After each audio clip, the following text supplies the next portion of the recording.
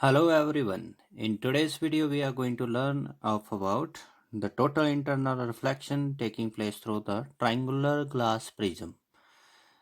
So in it first we are going to discuss it is of equilateral prism. So which prism is said to be equilateral in which all the angles are of 60 degree. Okay, so therefore this is said to be equilateral prism. Now here it is equilateral prism. So all angles, this angle it is of 60 degree, here is this angle of 60 degree, this angle is of 60 degree, and a ray of light it is AB, which is going to incident over it. So you have to copy this ray diagram till it emerges out of the prism. तो जब तक ये prism से बाहर नहीं आ जाती तब तक आपने क्या करना है, इसको ट्रेस करना है. ठीक है. So it is shown over here, this ray is falling perpendicularly on that surface. ठीक है. क्यूपी के ऊपर ये क्या कर रही है, परपेंडिकुलरली फॉल कर रही है. So remember over here that we are taking over here glass.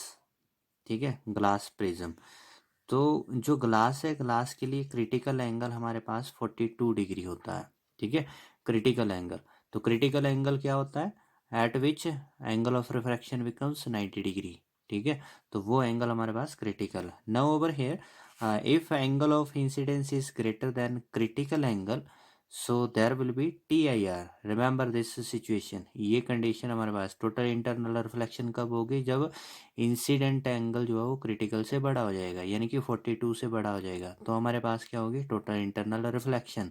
ठीक है, अगर एग्जैक्ट 42 डिग्री हो जाता है तो रिफ्रैक्शन तो होगी लेकिन 90 डिग्री के ऊपर. अगर लेस देन 42 है तो क्या होनी है, ओनली रिफ्रैक्शन ही होनी है. ठीक है.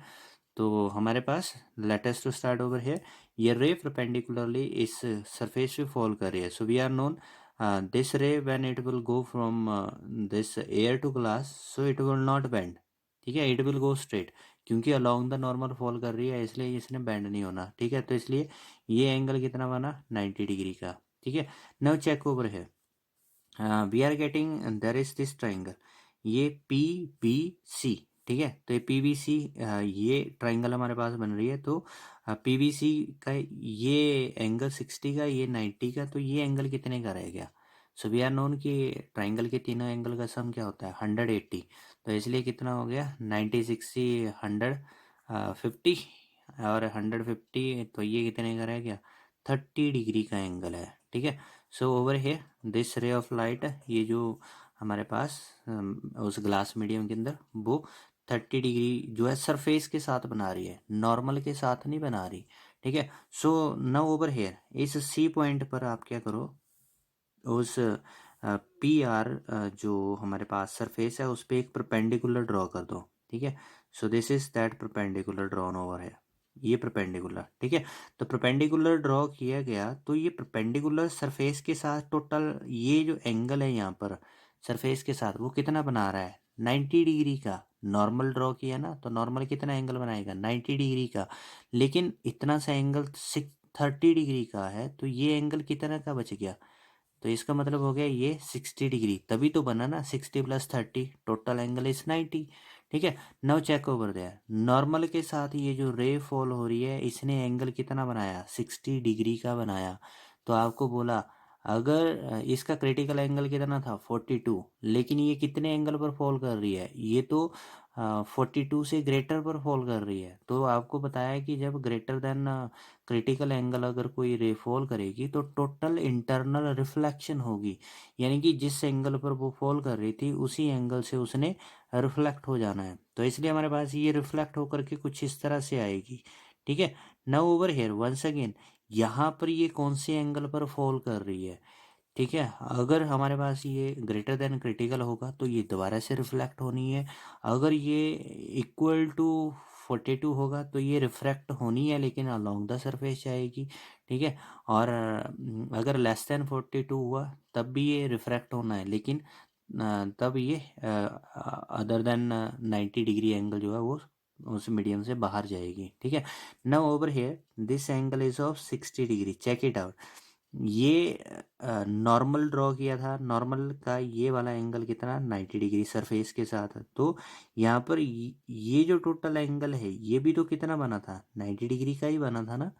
नॉर्मल, इस नॉर्मल और सरफेस के बीच में ये 90 डिग्री का, जिसमें से ये 60, तो ये कितने का रह गया, ये वाला एंगल ये रह गया 30 डिग्री का। ठीक है, तो नाउ चेक ओवर हेयर, ये जो मेरे पास एक ट्राइंगल बन रही है, ये वाली ट्राइंगल जिसको मैं यहाँ पे डार्क शेड कर रहा हूँ, चेक इट आउट, ये एक ट्राइंगल बन रही है ना। तो इस ट्राइंगल में ये वाला एंगल 30 का, ये वाला एंगल 60 का, तो ये वाला एंगल की मेजरमेंट क्या होगी। तो हमने ऑलरेडी वी आर नोन कि एंगल, तीनों एंगल का सम 180, तो ये 60 प्लस 30 90, तो ये कितने का आया 90 का आया। तभी तो क्या होगा हमारे पास ये कितना हो जाएगा, टोटल एंगल का सम 180 हो जाएगा इस ट्राइंगल का। ठीक है, नाउ ओवर हेयर, इसका मतलब हुआ ये जो रे ऑफ लाइट है ये इस सरफेस क्यू आर पर अलोंग द नॉर्मल फॉल कर रही है। परपेंडिकुलर अगर आप ड्रॉ करोगे क्यू आर पर इस जगह पे, तो वो क्या करेगा, सेम लाइन के ऊपर आएगा। ठीक है, तो इसका मतलब एंगल ऑफ इंसिडेंस तो इसमें क्या हो गया 0 डिग्री। 0 डिग्री कहने का मतलब हो गया ये तो लेस देन क्रिटिकल एंगल हुआ। ठीक है, क्रिटिकल एंगल से लेस हुआ, तो इसलिए ये अलोंग द नॉर्मल है, इसलिए एंगल ऑफ रिफ्रैक्शन भी क्या हो जाना है हमारे पास, ये 0 हो जाना है। तो इसलिए ये जो रे ऑफ लाइट है ये finally this will come like along this path. Now over here we are going to take this triangular prism which is right angled isosceles prism. Okay, so right angled means in which that one angle is of 90 degree and the two angles are of 45 degree. Okay, so this is that isosceles prism. Now these prism are also known as totally reflecting prism. So which prism is known as totally reflecting or either poroprism? So it is those prism which is having two angle of 45 degree and one angle is of 90 degree. So this is said to be that totally reflecting or poroprism. And where we are using this prism, that we are using this prism in periscope, in cameras and in binocular. So binoculars, that are telescopes which is using this right angles isosceles prism. Now let us look over here. With the help of this prism, ये जो right angle prism होते हैं इनसे हम क्या कर सकते हैं, जो रेस है उनको 90 डिग्री पर रोटेट भी करवा सकते हैं and we can also rotate it by 180 degree. ठीक है, तो 180 डिग्री से भी उनको रोटेट करवा सकते हैं। So if we want to rotate it with 90 degree, so this is the application in case of periscope. ठीक है, तो पेरिस्कोप में हम क्या करते हैं, रेस को 90 डिग्री से रोटेट करवाते हैं और अगर 180 डिग्री से उनको रोटेट करवाना है, ठीक है, तो that time we are using them in the reflector. तो बाइक के पीछे जो रिफ्लेक्टर होते हैं जब उनके ऊपर लाइट फॉल करेगी तो वो साइन करते हैं। ठीक है, तो ये इन रिफ्लेक्टर के अंदर भी क्या होता है हमारे पास, जो ये right angle totally reflecting prism रहते हैं, तो ये उस रेज को 180 डिग्री के ऊपर रिफ्लेक्ट करती है। ठीक है, now let us to look over here. I am given over here with this right angled prism, जिसमें ये एंगल 90 डिग्री का है और ये 45 डिग्री का है और ये 45 डिग्री का है and this ray is falling perpendicularly on that A B surface and we are known, अगर कोई भी रे परपेंडिकुलरली फॉल करती है वो बिना बेंड किए आगे चली जाती है। ठीक है, so over here this prism is made up of glass. Glass के लिए क्रिटिकल एंगल क्या लेना है आपने, 42 डिग्री का लेना है।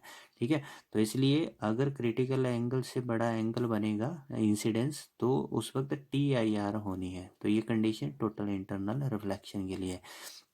नाउ ओवर हेयर यहाँ पर चेकआउट करना है ये एंगल कितना बना था, क्योंकि जो रे है वो बिना बेंड किए आगे जा रही है, तो ये 90, ये 45 और ये एंगल कितने का हुआ 45। लेकिन यहाँ इस सरफेस के ऊपर, यहाँ पर इस पॉइंट पर ये जो रे ऑफ लाइट है ये कितना एंगल नॉर्मल के साथ बनाती है, वो एंगल होता है इंसिडेंस एंगल। ये एंगल सरफेस के साथ बनाया, नॉर्मल के साथ नहीं होता, तो इसलिए पहले नॉर्मल ड्रॉ करना है।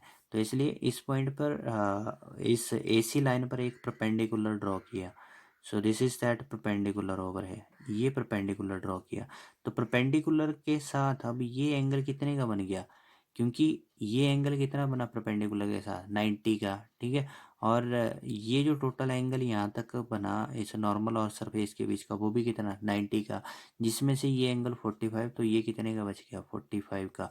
So thus we come to know incidence angle is 45, 45 तो क्रिटिकल से बड़ा हो गया। अगर बड़ा है तो ये क्या हो जाएगा, रिफ्लेक्ट हो जाएगा, टोटल इंटरनल रिफ्लेक्शन हो जाएगी, रिफ्लेक्शन करके ये जाएगा उस फ्रंट सरफेस के ऊपर, ठीक है।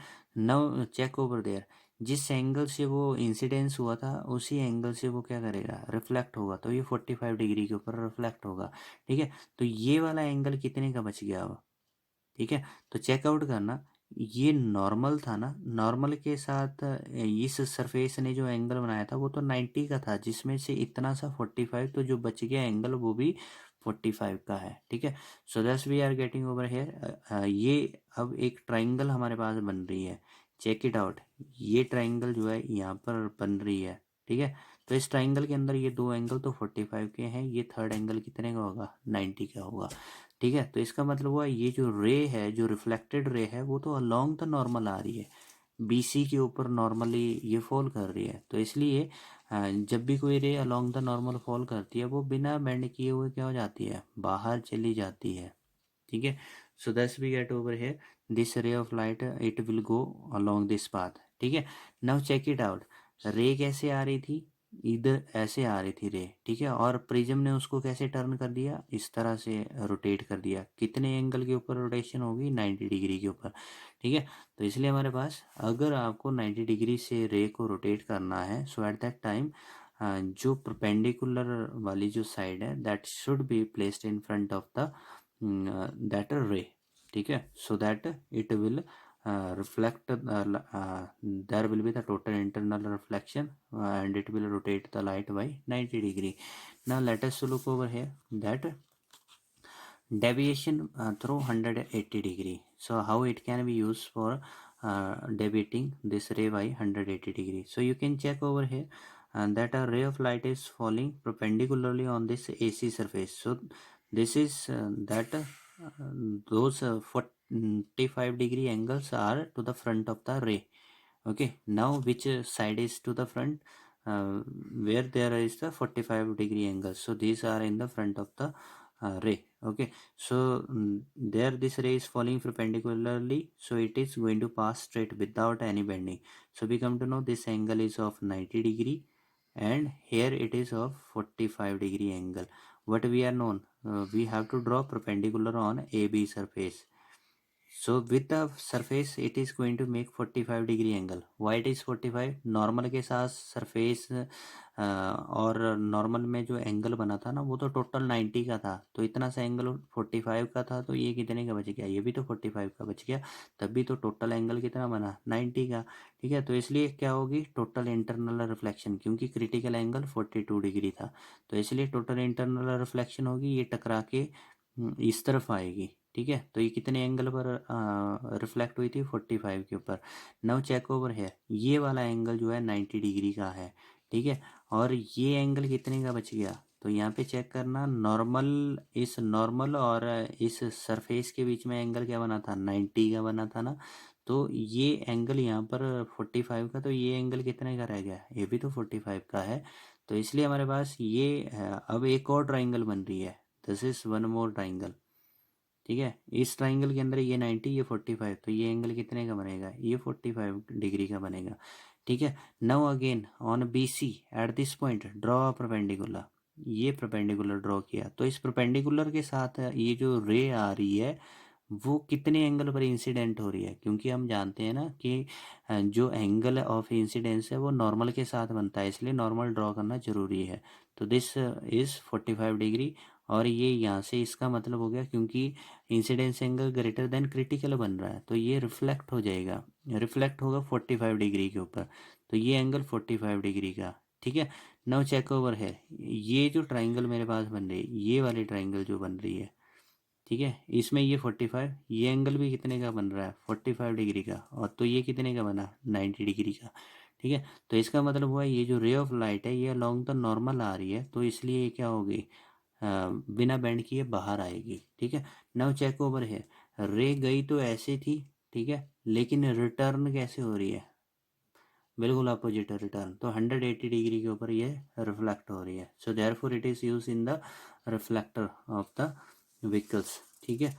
सो this is that few that application of this total internal reflection we have seen it in the case of triangular prism. Thank you for watching the video.